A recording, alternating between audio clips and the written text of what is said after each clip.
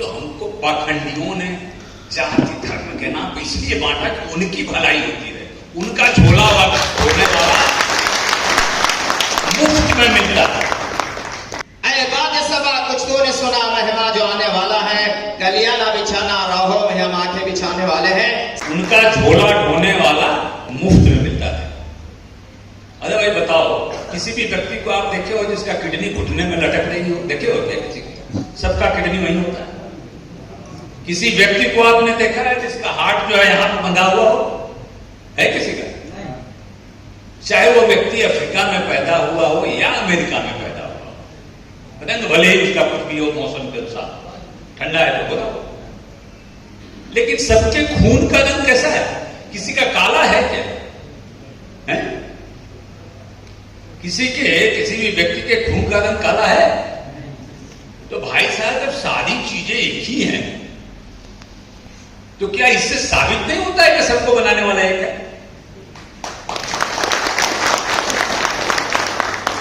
किसी कुम्हार को जो मिट्टी का बनाता है, बगल बगल में दो कुम्हार को बैठा दो और दोनों को मिट्टी दे दो, सेम मिट्टी दे दो, अब बोले कि भैया एक बना दो, कोई भी चित्र दे दो, दोनों एक जैसा बना पाएंगे क्या? अंतर हो ही जाएगा। लेकिन उसी कुम्हार को इतनी मिट्टी रख दो, उसको आज भी बोलो, कल भी बोलो, परसों भी बोलो कि वही मूर्ति बना दो, सारे एक जैसे हो। तो क्या ये प्रमाण नहीं है कि हम सबको बनाने वाला एक है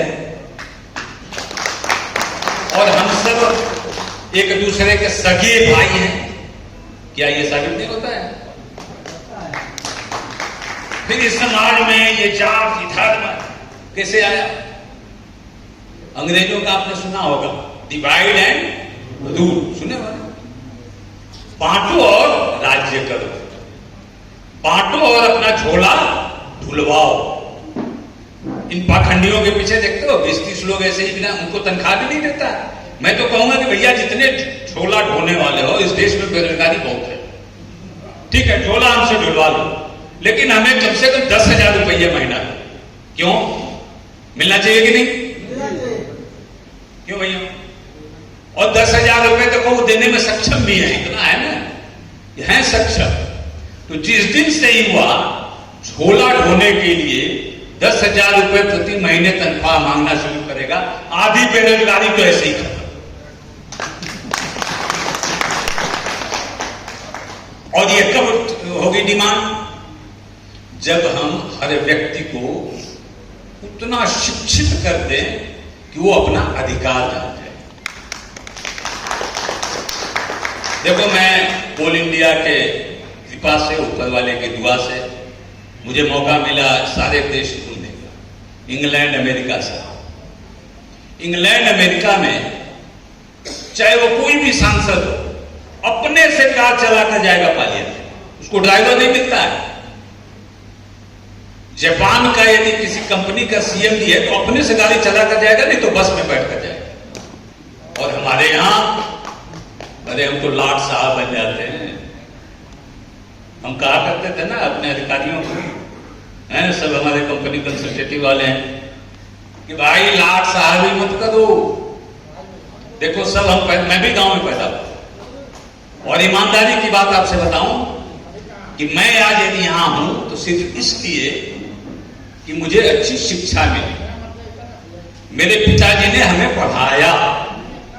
मां सुबह में 4 बजे उठ करके वो दूध का एक गिलास दूध पिलाती थी कि बेटा जग जाओ और पढ़ो। सिर्फ उसकी वजह से यहां हूं, वरना कौन कौन बने हैं ना, टाटा, बिरला, अडानी, अंबानी, उसी के बेटे यहां सीएम भी होते और जीएम होते हैं क्या? ना वो उनके बेटे हैं, ना मैं उनका बेटा हूं, लेकिन है। अब यही हमारे बीच में, मैं आज बात कर रहा था, जब आया तो बहुत हमें खुशी हुई। हमें आजाद हुए कितने साल हो गए? 75 साल। उस समय लिटरेसी की रेट थी लगभग 20%, आज है लगभग 74%। 50 वर्षों में वही अब जो लगभग 50% लिटरेसी बढ़ी है। और लिटरेसी में जानते हो किसको कहते हैं? खाली नाम लिखने आ गया तो लिटरेट हो गया, उसको कहां से समझ में आएगा संविधान क्या है, हमारे अधिकार क्या है, समझ में आएगा नहीं। बाबा भीमराव अंबेडकर की कल्पना क्या थी? बाबा भीमराव अंबेडकर का यदि आज हम नाम जानते हैं तो क्यों जानते हैं? क्योंकि उनको वैसी शिक्षा लेने में वो सफल हुए। आपको मैं बताऊं अंदर की बात कि जब मुल्क आजाद हुआ देश, तो संविधान लिखा जाना था। नेहरू जी गए विद्वान को खोजने इंग्लैंड, और इंग्लैंड में जो पॉलिटिकल साइंस का, राजनीति शास्त्र का जो व्यक्ति पूरे विश्व जिसका लोहा मानता था, उससे पूछने गए कि हमें एक ऐसा व्यक्ति बताइए जो हमारे संविधान को लिख सके। आप जानते हो अंबेडकर जी की शिक्षा वहां हुई थी इंग्लैंड में। उन्होंने कहा कि आप किसको खोज रहे हो, तुम्हारे देश में तो है अंबेडकर।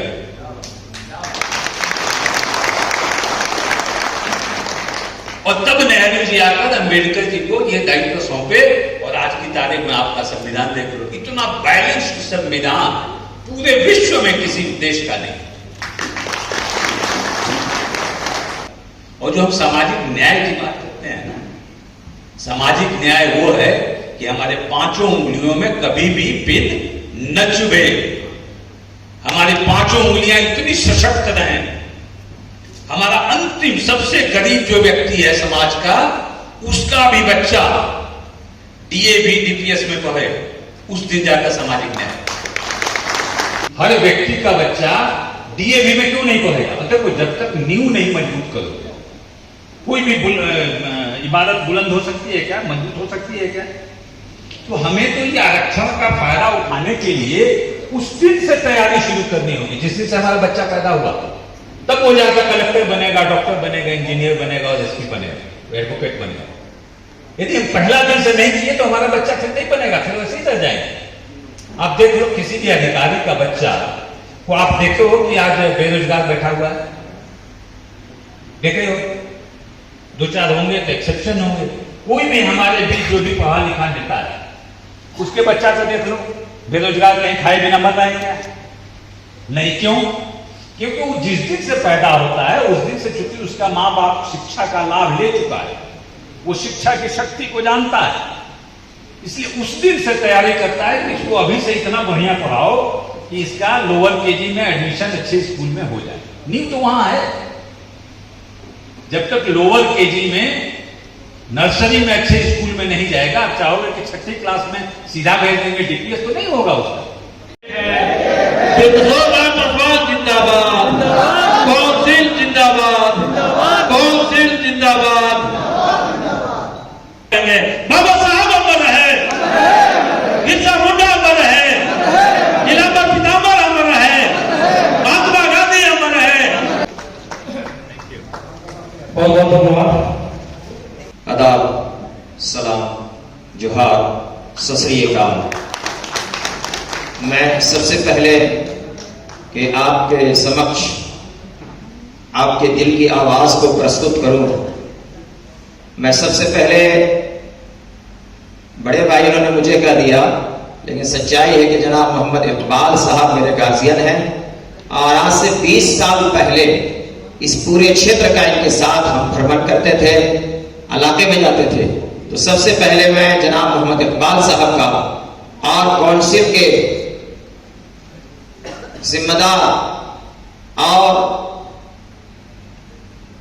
महामंत्री, बड़े लोकप्रिय नेता जनाब ब्रिज किशोर जी का मैं दिल से शुक्रिया अदा करता हूं। इन्होंने मुझ पर विश्वास किया और इन्होंने खुद से फोन करके कहा कि मुफ्ती साहब हर हाल में इस कार्यक्रम में आपका शरीक होना जरूरी है। मैं ये समझता हूं, मेरी पैदाइश यही की है, मैं बता दूं ताकि मैं यहाँ के दर्द को मैं बहुत पहले से जो सोच रहा था। चानो थाना, चामा चौक जो मेरा वतन है, जो आपके और हमारे बीच में कोई बंदिश नहीं है, कोई दीवार नहीं है। मैं सबसे पहले काउंसिल के तमाम पदाधिकारियों को, अध्यक्ष महोदय को, संचालन कर रहे बड़े खूबसूरत अंदाज में जनाब मोहम्मद इकबाल साहब को, और बड़े हृदय और दिल से ब्रिज किशोर जी ये कह रहे हैं कि इस कोल इंडिया में जो चमक और रौनक लाने वाले हैं। अभी मैं हॉल में बैठा था तो मेरी तबीयत एकदम बाग बाग हो गई। मेरी पहली मुलाकात हुई जनाब सीएमडी साहब से, लेकिन वहां यहाँ के लोगों से और काउंसिल के जिम्मेदारों से क्वेश्चन कर रहे थे कि यहाँ पर कितना स्कूल है, एजुकेशन का क्या हाल है, हेल्थ का क्या हाल है। जब मैं बगल में बैठा तो इन्होंने कहा कि मौलाना साहब कितना मदरसा है, कितनी मस्जिदें हैं। मैं जनाब सीएमडी साहब को और जीएम साहब को झारखंड आरक्षण OBC ST SC OBC minority मंच की तरफ से जनाब श्री कैलाश यादव जो इस मंच के फाउंडर हैं, मैं आपका आभार व्यक्त करता हूं और वेलकम करता हूं। और काउंसिल की तरफ से गोया काउंसिल के अहबाब आपको ये कह रहे हैं, दोनों जोड़ी ईश्वर से मेरी दुआ और कृपा है कि जीएम साहब और सीएमडी साहब को अल्लाह लंबी उम्र दे, ताकि इस धरती को स्वर्ग बनाने में इनका बहुत सफलतापूर्वक कार्य जारी रहे। गोया के काउंसिल आज के इस पवन धरती पर जो बिरसा मुंडा का है, जो शहीद शेख भिखारी का है, जो टिक्का तुमराव का है, जो मौलाना अबुल कलाम आजाद का है, जो भीमराव डॉक्टर अंबेडकर का है, जो महात्मा गांधी जी का है, जो सुभाष चंद्र बोस का है, ये पवन धरती से आपको यहाँ के जनता ये कह रहा है, ऐ राज्यसभा कुछ तो ने सुना महिमा जो आने वाला है। राज्यसभा कुछ तो ने सुना महिमा जो आने वाला है। गलियां ना बिछाना, राहों में हम आंखें बिछाने वाले हैं। सर ये जनता आपके लिए आंखें बिछा रहे हैं। आप दोनों की जोड़ी की सलामत की मैं दुआ करता हूं। दोस्तों और साथियों, देश आजादी के लिए बड़ी कुर्बानियां दिया और 1857 की जंग से लेकर के 1947 तक भारत में एसटी एससी ओबीसी और मुसलमानों में खास तौर से उलमाओं की जो कुर्बानी है, जो तारीख शायद आप तक नहीं पहुंचाया गया है, इस सरजमीन को खून से जो रंगीन किया गया है, ये मदरसों से निकलकर, मस्जिदों से निकलकर, मकतबों से निकलकर, गुरुद्वारा से निकलकर, मंदिरों से निकलकर, पाठशालाओं से निकलकर और सभी धर्म और सभी वर्गों का गोया के इन्होंने ये चैलेंज किया अंग्रेज को, राज्यसभा कुछ तो ने सुना महिमा जो आने वाले हैं, हम तुम्हारे चैलेंज को एक्सेप्ट करेंगे और ये चैलेंज को एक्सेप्ट करने के साथ तुम्हें हम जवाब देना चाहते हैं, बातिल से दबने वाले आए आसमान नहीं, हम 100 बार कर चुका है तो इम्तिहान हमारा जंग आजादी का ये सफर सफलतापूर्वक 1947 15 अगस्त को एक भारत का निर्माण हुआ। लेकिन बदनसीबी और बदकिस्मती से कुछ नापाक ज़हनियत के लोगों ने हमारे इस पवन धरती को 2 हिस्सों में बांट दिया। जबकि अल्लामा इकबाल ने इसी धरती के लिए कहा था, सारे जहां से अच्छा हिंदुस्तान का हमारा, हम बुलबुले हैं इसकी ये गुलसिफर है। कल हमने परमवीर अब्दुल हमीद, टाटा टोली अब्दुल हमीद चौक में हमने अपनी बातें कही। कल 10 सितंबर था 1965 में भारत पर नापाक और साजिश करने वाला पाकिस्तान की आर्मी ने जब क्या है बॉर्डर क्रॉस करने की कोशिश किया है, तो भारत के आर्मी, भारत के मुजाहिदीन, भारत के वीरों, भारत की माओ बहनों युवाओं का संयुक्त क्या है ताउन से परमवीर अब्दुल हमीद ने वहां के टैंक को क्षति पहुंचाया और आर्मी का कब्रिस्तान लगा दिया और फिर कहा भारत की तरफ अगर तिरछी नजर उठाओगे तो भारत का एक एक खून इस देश की रक्षा के लिए वक्फ है। लिहाजा मैं आज के इस मुबारक महफिल से परमवीर शहीद अब्दुल हमीद साहब को भी मुबारकबाद पेश करता हूं, बिरसा मुंडा साहब और शहीद शेख भिखारी साहब और इस देश के सबसे दबे पिछड़े समाज का, इस आजाद भारत से पहले का सबसे कॉन्फिडेंस वाला जो लीडर पैदा हुआ, जिसको ईश्वर द्वारा गोया के स्पेशल इस धरती के निर्माण के लिए उतारा गया, वो इस देश का, इस समाज का भीमराव डॉक्टर अंबेडकर साहब।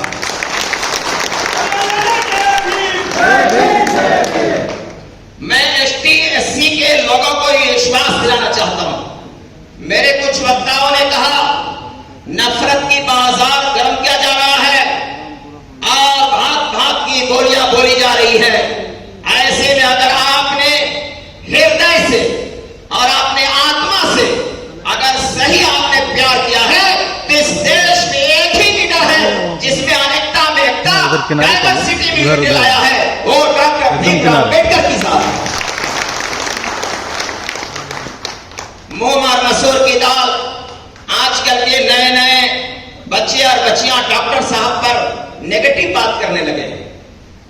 विश्व स्तरीय समानता को जो स्थापित करने में भीमराव डॉक्टर अंबेडकर का रोल है, दुनिया में इसकी मिसाल पेश नहीं किया जा सकता है। दुनिया की बड़ी बड़ी यूनिवर्सिटियों में भारत निर्माता भारतीय संविधान को क्या खूबसूरत गुलदस्ता बनाने वाले पर रिसर्च किया जा रहा है। वह जिसको बुजुर्गों की रिवायत एससी और एसटी लोगों से खासा समय मुखातब हूं। मैं पूरे भारतवर्ष में 25 लाख मुसलमानों का धार्मिक गुरु हूं और मैं पूरे देश में जाता हूं, मैं साफ करने आया। लेकिन जब इनके साथ दोगलाई किया तो राज्यसभा में भेजा अगर किसी ने तो भारत के मुसलमानों ने भेजा है। यह भी सच्चाई इसकी है, किसी को लोगों को मालूम होना चाहिए। इसलिए मेरा खून का रिश्ता है।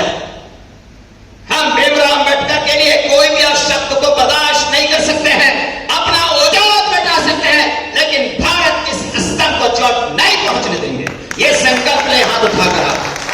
हमारा एक ही लीडर है, भीमराव डॉक्टर अंबेडकर साहब जिंदाबाद, भारतीय संविधान जिंदाबाद, सुभाष चंद्र बोस जिंदाबाद, अब्दुल कलाम आजाद जिंदाबाद, महात्मा गांधी जिंदाबाद। ये देश में आपकी खूबसूरती पूरी दुनिया में चल रही है।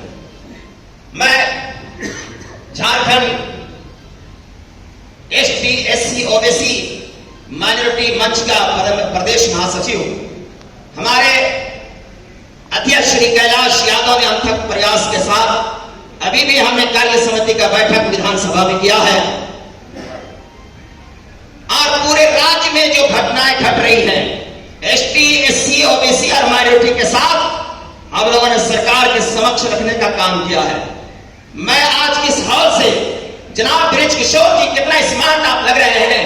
ये दो ऐसे कलम और जबान के विश्वास से लबालब भरे हुए ऐसे सामाजिक न्याय के लीडरों का ला करके आप साबित कर दिया है कोयलाचल क्षेत्र में अब अंधेरा कहीं नहीं होगा इंशाअल्लाह। चाहे कोयला के कामगार हो, यहां के मजदूर हो, यहां के युवा हो, यहां की महिला हो, यहां के बच्चे हो। सर कितना गंभीरता पूर्वक क्वेश्चन कर रहे थे आपसे। ये आएंगे चले जाएंगे, लेकिन उन्होंने क्या कहा ग्रास रूट पे शिक्षण केंद्र कितने हैं बताओ। मेरे बाप बता रहे तो मैं तो पहला चेहरा आया हूं आपके बीच में। लेकिन सीएमडी साहब के दर्द को समझिए, जेम साहब के कल्पना को समझिए कि ये दोनों आपको क्या देना चाहते हैं। इसलिए कॉन्सेंस से मेरा आग्रह है, आइंदा ये प्रोग्राम झारखंड के पुराने विधानसभा में करिए। मैं अपनी जानिब से आरक्षण मंच की तरफ से कैलाश यादव के साथ अपने अध्यक्ष मिलकर मैं कॉन्फिडेंस के साथ पूरे राज्य के लोगों को लाने काम करूंगा और आपके साथ पुनर्विश्वास के साथ एक नए भारत का नवनिर्माण का संकल्प लूंगा, ताकि मैं ये कहूंगा इधर उधर की बात न कर, ये बता के काफिले क्यों लुटे। मुझे रहजनों से गिला नहीं, भारत के सियासतदानों तुम्हारी रहबरी का सवाल है। और एक आखिरी बात कहकर अपनी बात खत्म करना चाहूंगा। पूर्व सीएमडी साहब से, प्रेजेंट के जीएम और हम सब के गार्जियन से कि मैं भी आपका एक अंग हूं। इस क्षेत्र के 15 किलोमीटर को रेडियस को सर ब्रिज किशोर जी आप रोड पे बनाइए और सर के टेबल पर रखिए और कहिए कि श्यामा को भी और 15 किलोमीटर को शामिल कर लीजिए। तो देश में सबसे बेहतरीन यूनिवर्सिटी अगर बनेगा तो ये सीसीएल कंपनी और कोयलांचल क्षेत्र के बच्चे और बच्चियों के लिए यही कंपनी बना कर देगा इंशाअल्लाह ताला।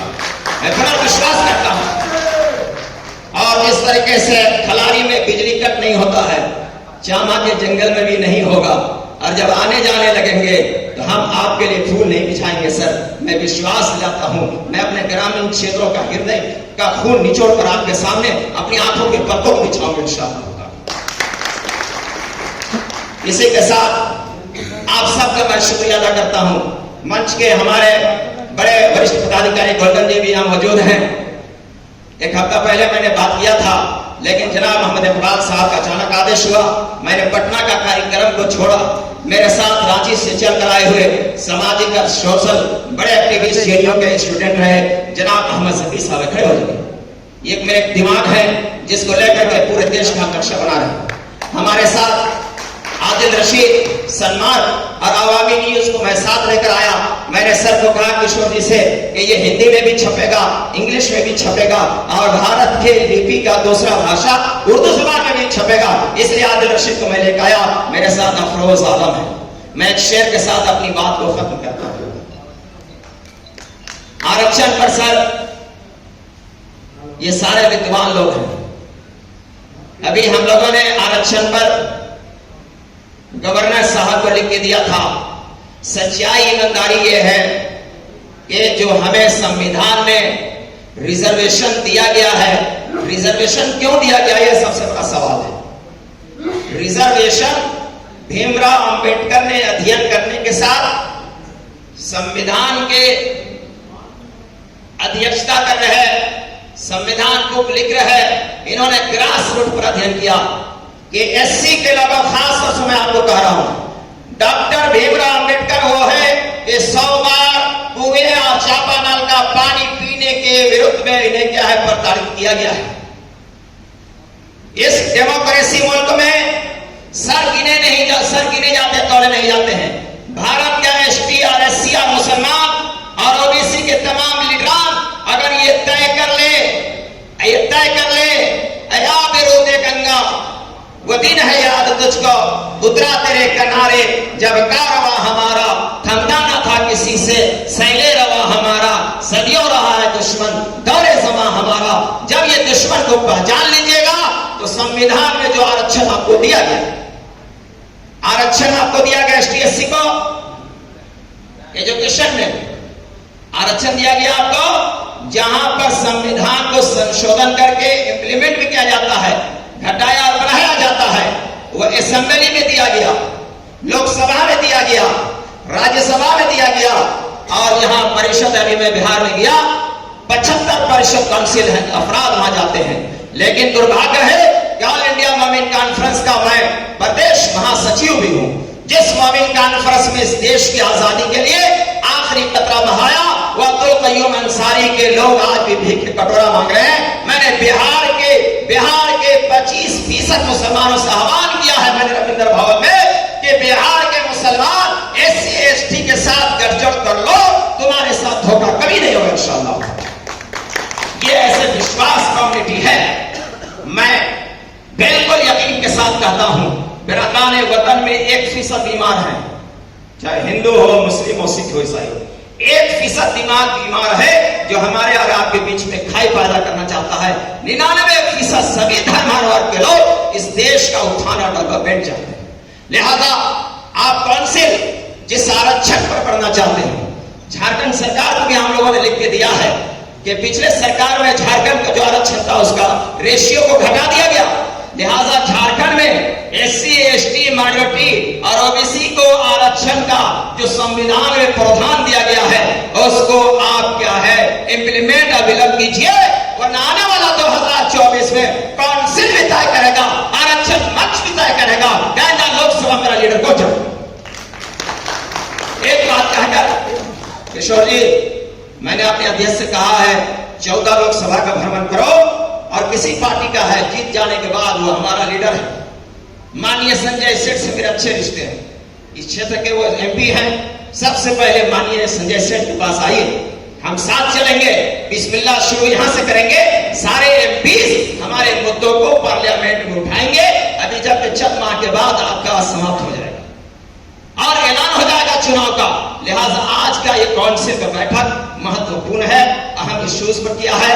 कार्य समिति मजलिस आमला का बैठक कर रहे हैं ताकि मंथन चिंतन करके एक नया आउटपुट आप निकाल पाए कि आइंदा हमारा क्या है संकल्प, क्या होगा, हमारा काम करने का तरीका क्या होगा, ग्रास रूट के अंतिम छोर तक रोशनी कैसे पहुंचे, बिजली कैसे पहुंचे, शिक्षा कैसे पहुंचे और हर महिला को सामाजिक न्याय कैसे मिले।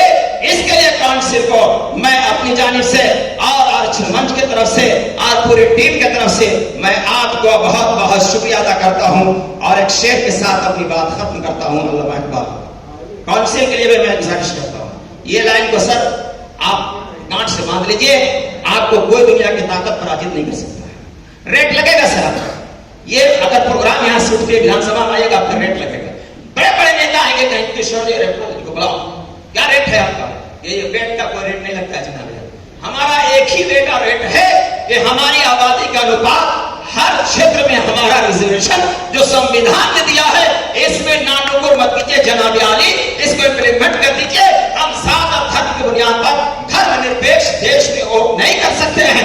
जो काम करेगा हिंदू या मुसलमान या सिख ईसाई, एसटी और एससी, जिसके अंदर टैलेंट देखेंगे, टैलेंट के बुनियाद पर हमारा वोट क्या है डाला जाएगा। मैं सबक फिर पर सदाकत मैंने सच बोलना। दोस्तों, हर हाल में सच बोलो। सच्चाई में ही ईश्वर का कृपा होता है, सच्चाई में ही आपकी जीत है। सबक फिर पर सदाकत का, अदालत का, न्याय, सामाजिक न्याय का आपने बैनर लगाया है। अभी हमने 2 दिन पहले एक लेख लिखा कि इंसानी तहफ्फुज़ की बका के लिए अदल और इंसाफ लाज़मी और जरूरी।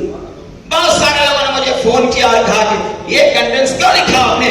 हमने कहा कि आप घर में बीमार नहीं है, तो लिहाजा जरूरत है सबक फिर पर सदाकत का, अदालत का, शुजाअत का, कॉन्फिडेंस के साथ। डरना नहीं है किसी से, ना डरना है, ना झुकना है, ना रुकना है, ना बिकना है। की आवाज से कौन से कहते और बता रहा है। एक ताल बोल रहा है, किशोर टी बोल रहे हैं, टी बोल रही है। की आवाज से बहुत ऊंचा जाना है, हद परवाज से नहीं तेरा नशेबन कसरे बुल्दानी के सुमत पर तू शाही है बसेरा कर पहाड़ों की चट्टानों में। सबक फिर पर सदाकत का, अदालत का, शुजाअत का लिया जाएगा तुझसे दुनिया की लीडरशिप के काम का।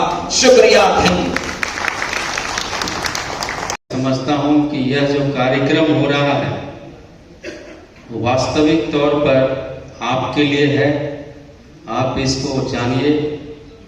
वैसे भी सीसीएल अपनी सारी पदोन्नति के समय एक जरूर इस रोस्टर पर कार्य करती है, देखा जाता है, रोस्टर का महत्व दिया जाता है, और कहीं त्रुटि होती है तो उनके एक सदस्य रहते हैं, वो जरूर इंगित करते हैं और हम लोग उसको 100% पालन भी करते हैं।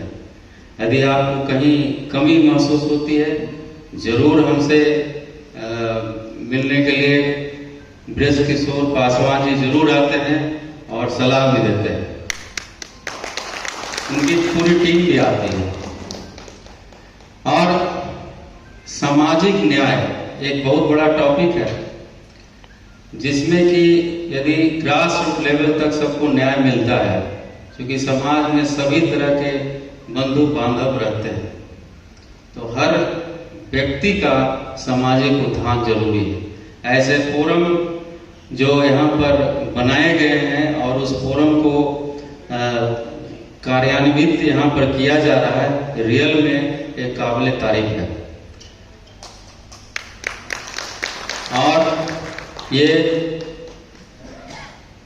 हमारे संविधान में निहित है, जिसको कि बाबा साहब ने प्रेरणा स्रोत में उसको कलमबद्ध किया है।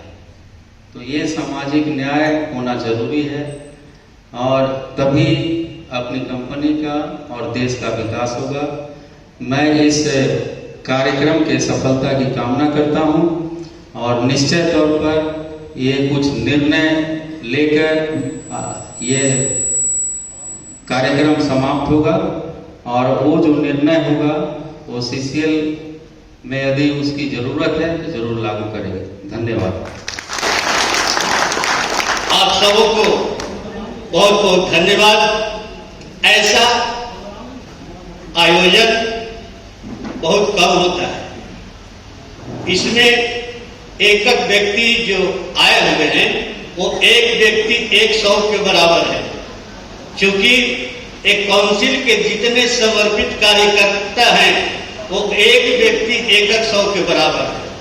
और आज का जो आयोजन जो किया गया है एक केडरों का किया गया है, जो काउंसिल के मुख्य रूप से कार्यकर्ता है, अधिकारी है। इसका मूल उद्देश्य है कि अभी देश में जो गतिविधियां जो चल रही है उन गतिविधियों को कैसे दूर किया जाए। काउंसिल को जो संगठन है, इस काउंसिल को कैसे संगठित किया जाए। यह काउंसिल जितना संगठित होगा उस संगठित से उतना ऊर्जा निकलेगा, ताकत निकलेगा, और हम सबको उससे लाभ होगा।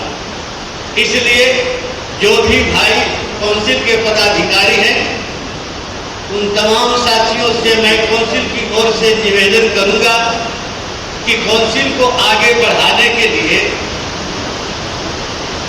जितना हो सके अन्य सदस्यों को जो अभी तक नहीं जुड़े हुए हैं उनको जोड़ने का प्रयास करें।